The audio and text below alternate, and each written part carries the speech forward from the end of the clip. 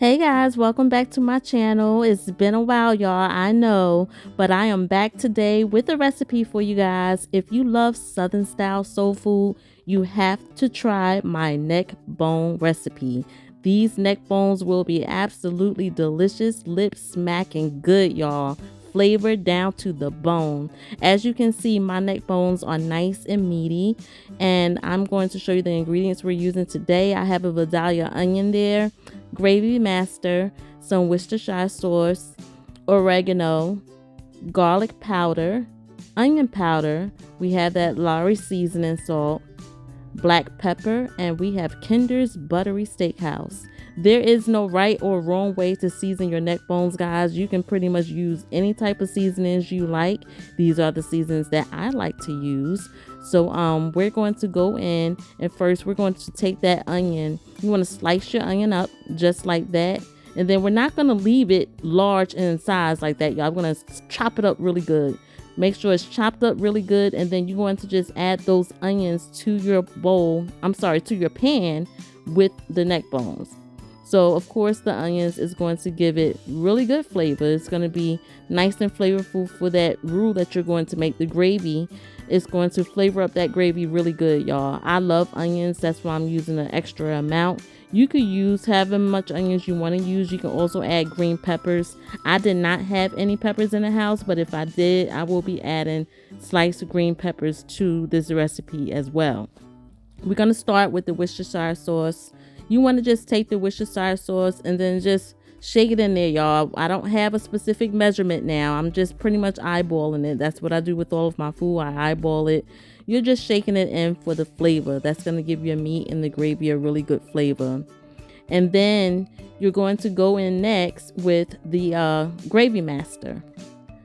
So the gravy master, of course, you use that to pretty much brown your meat. It's going to give your meat a really nice deep brown color, and that's going to be really good flavor for your gravy as well.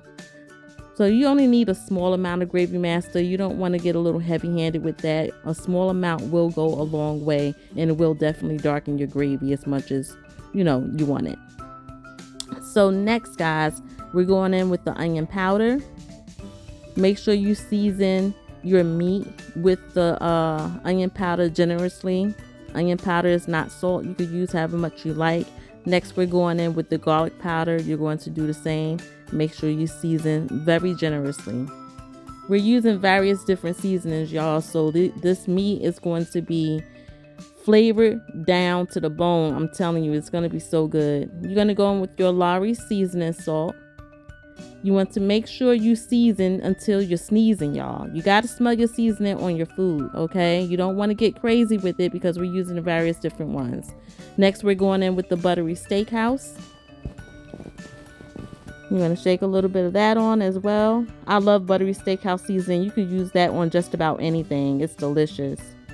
Next, we're going in with the oregano. This is what I use. Not all people use, not everyone use oregano in their neck bones. I do. I like the flavor of oregano. I think it makes the flavors pop very well. And of course, you're going to go in with your black pepper. Don't get crazy with the black pepper, y'all, because you don't want it too spicy. Next, we are adding 1 package of Sazón Goya.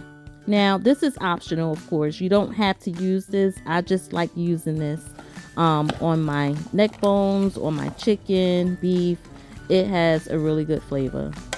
So right now we are mixing everything up really good. I don't have any gloves, y'all, but I am clean. I wash my hands. So we are just going to blend all those seasonings in really good on that meat. Just toss it around.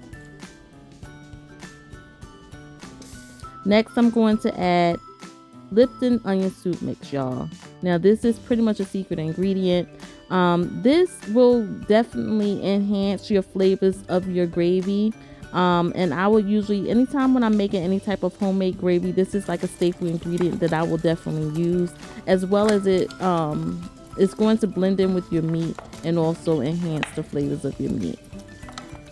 So like I said, we use various different seasonings. You don't need a whole lot of each seasoning because we have multiple different seasonings that we're using, y'all. And that's what's going to boost up the flavors of your neck bones. Right now, I'm pretty much just turning my meat around with the bone side up. And I'm going to sear my meat into the pan now. The purpose of searing is because you want to seal in all those flavors. You want to make sure all those flavors are seared in. I like having a nice sear on my meat, whether it's neck bones or whether it's oxtails. The recipe is it's very similar actually to my oxtail recipe. Sometimes I will put my oxtails into the oven, but when I make my neck bones, I like making my neck bones on top of the stove.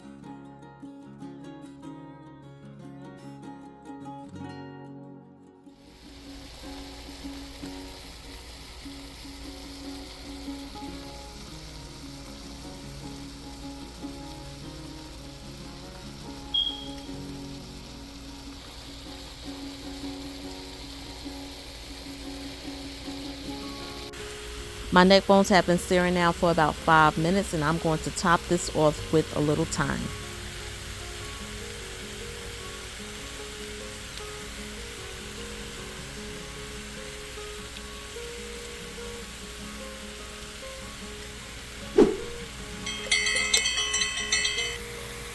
You also want to sear your meat because you want to amplify that flavor of the meat, right? So you want to make sure your meat is seared nicely on both sides. It's also going to be good for the braising process of the meat as well. So right now, after my meat has seared for about 10 minutes, I'm now going in with some water. Of course, the water is going to help make your gravy. So you don't want to fully cover your meat with this water, guys. Just make sure that the water is at least halfway covering the meat. You want the top part of your meat still visible, of course, just as I have it here. And what I'm doing now is I'm taking a spoon and I'm getting all of the flavors from the bottom of the pan. Like if you have any meat or onions stuck to the bottom of the pan, you want to get that up because that's going to flavor your water. And as you can see, the water is already flavored from all of those juices that was in the bottom of the pan already. So you just take that water and just baste the top of your meat.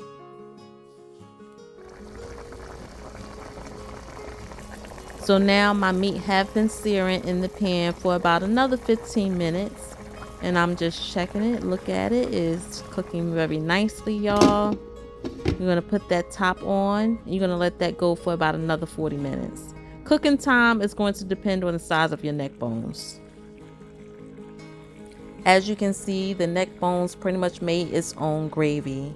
So halfway through the cooking process, just make sure you baste the meat with the gravy continuously. That's going to help your meat tenderize as well, y'all, so that you don't have a tough neck bone. Nice and juicy. These neck bones smell so good, y'all. It have the whole house lit. And with this recipe, y'all, you can also add sliced carrots to this recipe. You can add some sliced celery and also some diced potatoes and make you a nice neck bone stew. And there you have it, guys, your lip-smackin smothered neck bones.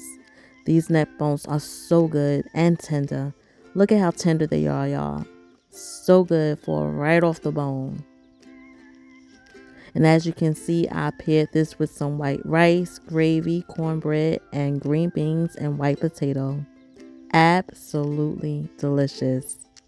I would love for you guys to please try my recipe and let me know how you like it. Take care, be blessed, and stay safe, guys. Bye.